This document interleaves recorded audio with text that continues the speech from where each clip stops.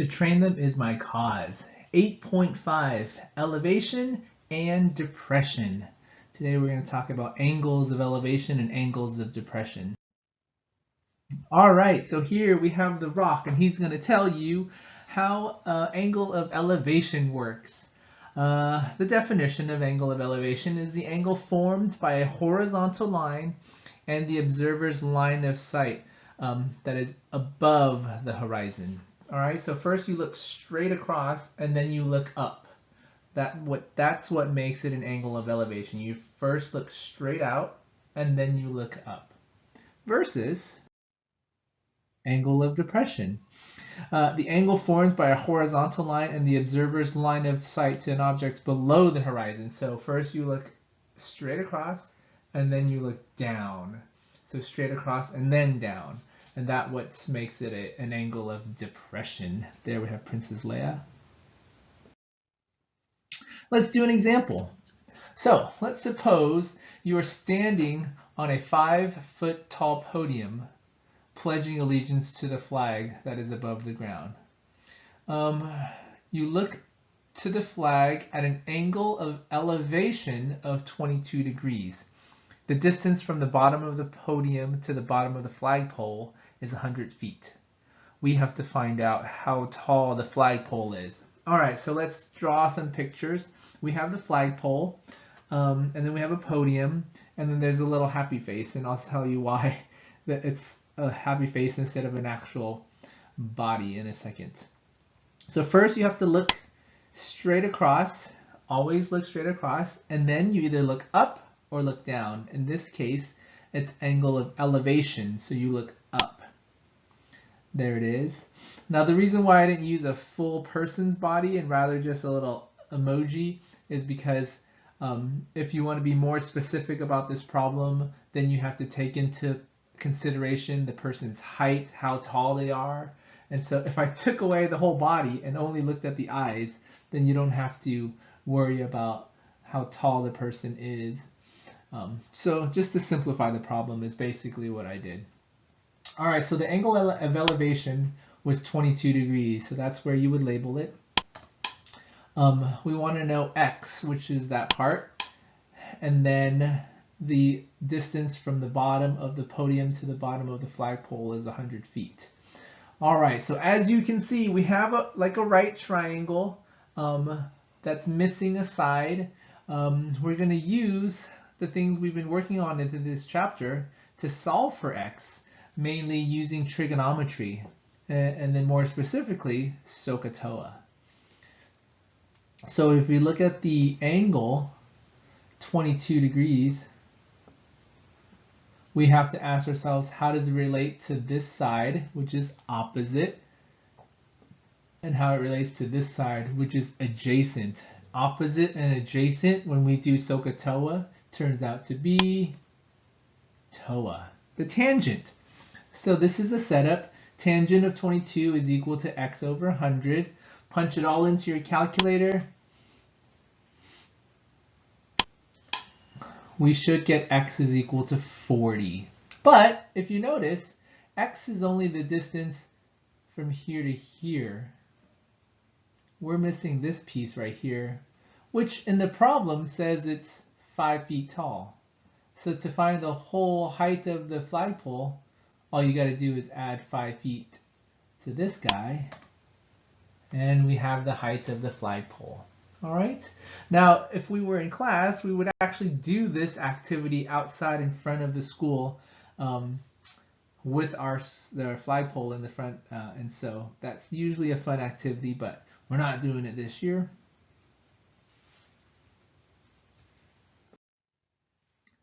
Here's a problem that says tricky. It's not that tricky. It's kind of like the last example. A hiker is at the peak of a cliff overlooking the ocean. So if you couldn't tell what the picture I drew was, it is a cliff of a mountain, and then that blue is a blue wave like the ocean, and then of course that gray matter is a shark. He sees the shark in the water 300 feet away at an angle of depression of 15 degrees. We have to find the horizontal distance to the shark. So first, again, always look straight across and then down. In this case, when you go down, that is called an angle of depression. The distance from you to the shark is 300 feet. And then we're looking for the horizontal distance, so the x. I just completed a little triangle in there.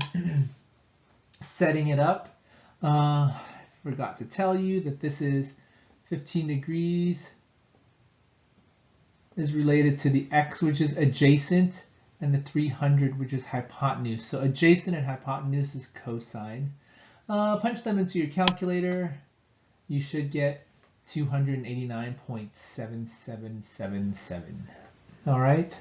So I don't know why that was labeled tricky. It actually was easier than the first problem. All right, so this will be our last example for the day. This one should be the one that's labeled tricky because it is kind of tricky. We have a disco. Winston and Bertha are setting up for a school dance. Winston is standing 5 feet directly in front of Bertha under a disco ball. If the angle of elevation from Bertha to the disco ball is 40 degrees and Winston to the ball is 50 degrees, how high is the disco ball? All right, so let's try to draw some things in. We'll just draw the dance floor. And then that's the height from the floor to the disco ball. There's the angle from Bertha to the disco ball. And then there's the angle from Winston to the disco ball. Let's go ahead and maybe label some of that in. We got 5 feet because Winston was 5 feet in front of Bertha. And then Bertha's angle of elevation to the ball was 40 degrees. And Winston's angle of elevation to the ball was 50 degrees. We're trying to look for x. And so let's go ahead and eliminate all the extra pictures and just get it down to something like this. All right. So there we have the setup. The picture. Let's try to set some things up. I called the x the distance from the floor to the disco ball. And then there's this new thing that I put in, which was y for the distance from Winston to the directly underneath the disco ball. So I've created 2 variables in this problem to help set it up. And you do need 2 variables. All right.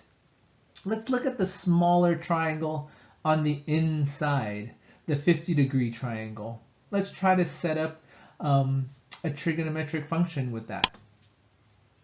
Tangent of 50 is x over y. All right. Now let's go ahead and look at the bigger triangle, the 40-degree one.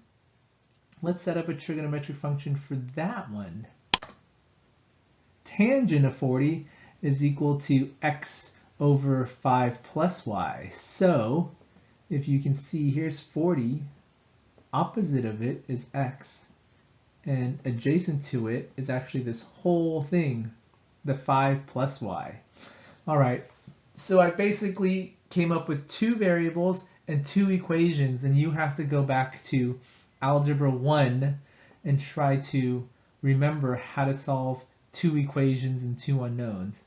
We're going to use substitution method. All right, so